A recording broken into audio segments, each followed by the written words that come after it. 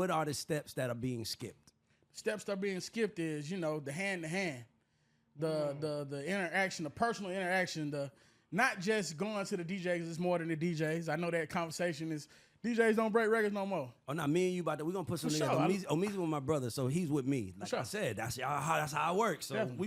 we gonna put something together. But finish. Definitely, yeah. It's that step is being missed, and also the quality in the craft too. Like I feel like it need to be a lot more put into the music too.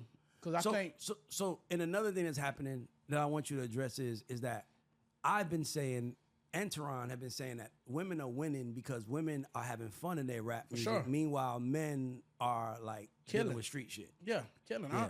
Honestly, the first 8 bars I'm hearing, kill somebody, I'm probably gonna turn it off, man. Cause here's that button, hit that. They need to hear that.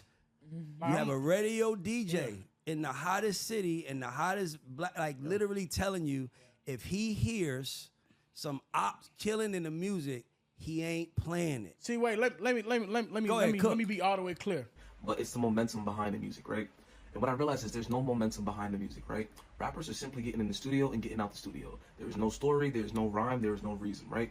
And the reason why this is killing the game is simply because what tends to happen is that when you have no reason to make a song, right? There's no motivation, there's no trauma, there's no there's no thought behind making the song. A lot of times it lacks feeling, and feeling is literally what makes you just connect and relate to songs, right? Why do you think most rap songs are not relatable? A lot of them just talk about money, they just talk about bitches, they just talk about, getting sexual acts done and, doing drills, right?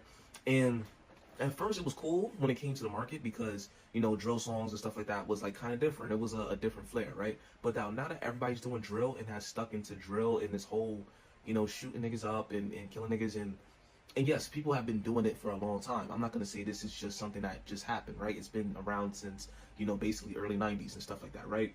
But it was the way it was told, right? It makes some cool songs, but at the end of the day, it doesn't really have the strong substance that it should, right? Wayne, he might talk about the same exact things, but he's more like metaphors. He'll throw some like actual punchlines in there.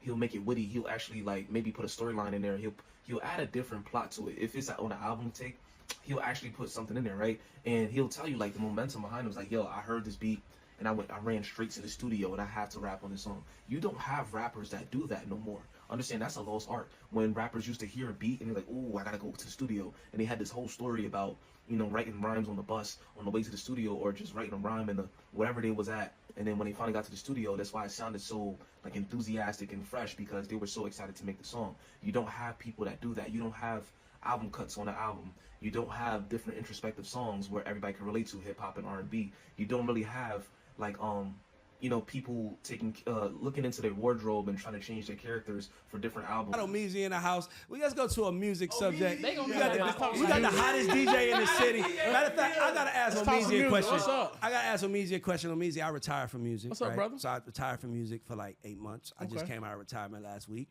If you're watching this, you're hearing it for the first time. If you're hearing this, I still ain't officially announced, but I will.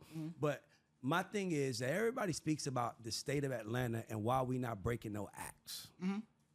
My question to you, as being one of the biggest DJs on the biggest station that's responsible for being on the front line of breaking those acts, that I know for a fact is trying to break those acts. Yeah. What is wrong and happening in Atlanta right now? I think it's too many shortcuts like people trying to take too many shortcuts. Okay. I feel like, I get a lot of conversations every week. Hey, man, how much it costs for the radio? And I tell them every time, man, it don't make no sense for you to put $1,000 in the radio if you ain't gonna try to get the people to love your shit first.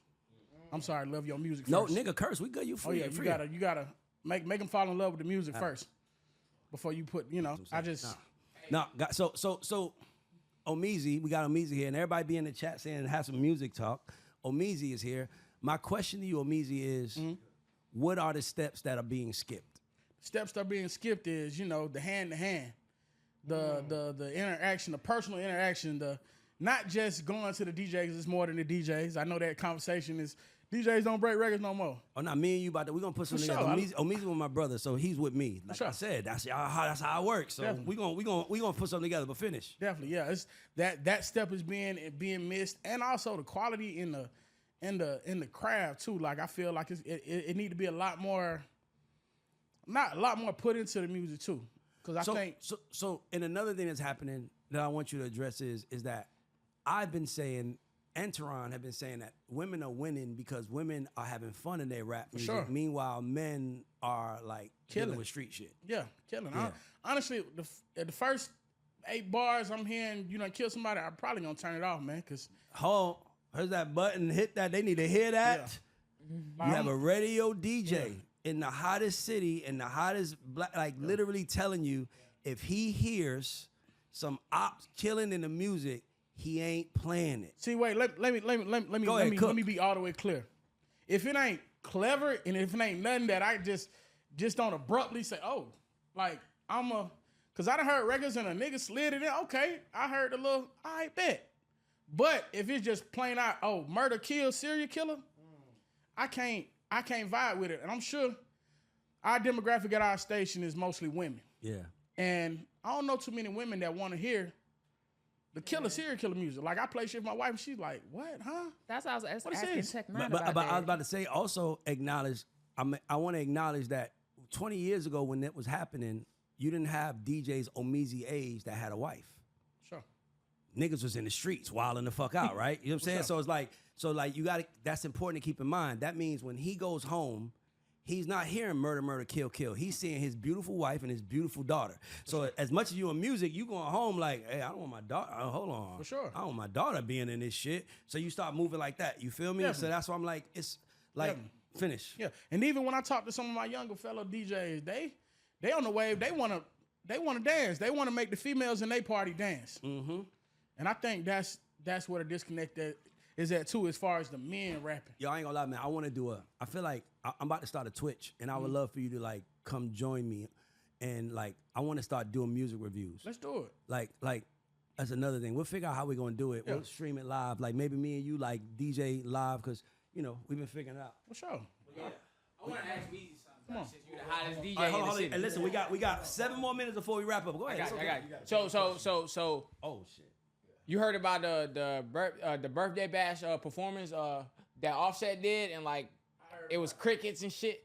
Like, what you think he did wrong, bro? As the hottest DJ in Atlanta. I'm gonna say this, man. I love the Migos. I love the Migos. R.P. Takeoff. And I feel like where he went wrong was he didn't seize the moment. That was the moment you should have brought a Quavo out and Under Takeoff. That's what I feel like. Ooh, and that's what DJs do. That's what I feel like. That's I feel all. like Let's go finish cook. I and Offset my personal favorite Migo, and I love his music. I feel like at that time, all right, it's birthday bash. We home. We in Atlanta. Our brother gone. Let me bring out Shawty for a couple songs. Make it a moment. You in Atlanta? Let's make it a moment. He brought Gunna out. He made it a moment. Gunna, salute Gunna, but I feel like he should have took that moment and took himself out of it and made it. And to be Brought honest with you, Quavo on this too. is why you gotta always stay connected to the mothership. And by the way, I guarantee if Offset heard that, he'd have been like, damn, that's a good idea. But he didn't hear that. Or he probably didn't think that. And the reason why is because everybody in the air chasing money. Everybody in the air like, where the money? I'm gonna get the money. I want the money. I want the money. And it's like, nigga, stop chasing money, sit still, and have them come to your shop and shop. Rather than doing whatever you think they needed. So for me, that's what I would say.